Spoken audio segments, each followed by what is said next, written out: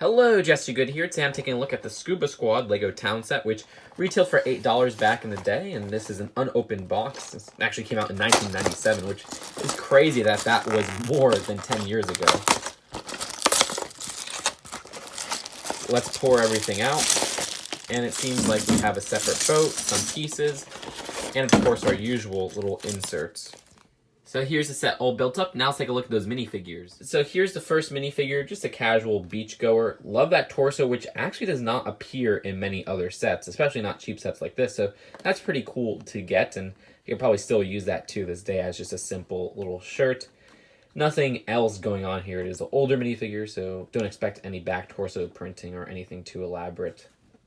So here's a scuba diver who's decked out in gear. You have some flippers, a white breathing apparatus, and even this little red spear.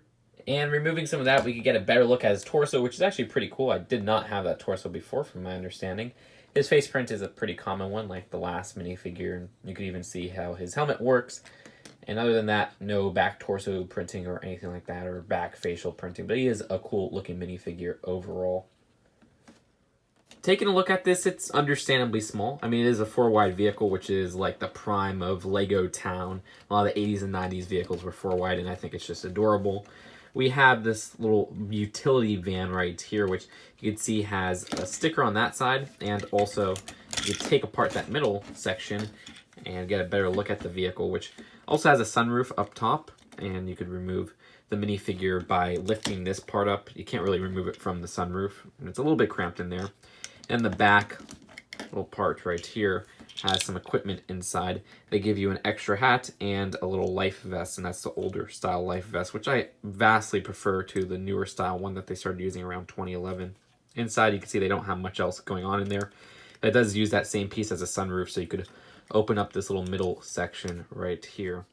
And you could connect the back little trailer part, which can hold this raft right here, which the design of this does have a motor in the back, but really has not much else going on here.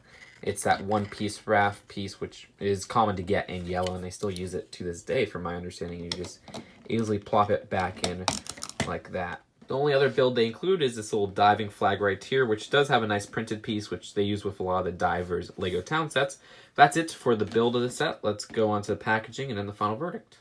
So we already took a look at the box, but let's take a closer look with some alternate builds at the back, which, oof, this one is not good. This one is okay, but this one's actually kind of cool. It's like a little water ski, and we just have a more elaborate, I guess, picture of that raft that is included. The instructions right here don't have too much else going on. We do have this little fold-out poster, which I've looked at a lot of times, as I do get a lot of 1997 sets. We got the pirate stuff right there, Aquazone, Robo Force, and of course Wild West, which has some great builds of that theme. And then we got Fright Nights right there, Technic, and Time Twisters and Divers, which of course this is part of the Divers line. Also included is a typical Lego Club advertisement. So overall, the Lego Town Scuba Squad set is a cute little build. You still have that 4-wide tradition, which is used a lot in Lego Town, and this was released later in Lego Town's life, so it was one of the last sets to kind of use that overall design. You get some interesting pieces with the little sunroof pieces, as I call them. You get 2 of those, some nice minifigure pieces that aren't too common, and this raft right here, which, like I said, I think it's still used to this day, but even then, it is just a big piece, and it was more of a specifically molded thing that they used for this Lego Divers line, and it's a really complex mold for the time, I guess, and that's what makes it interesting for its inclusion in this set. There's not too much else going on here, and that's it for this Throwback Thursday. 5+ Patreon supporters can vote for the next one, and I'll see you guys later. Peace out.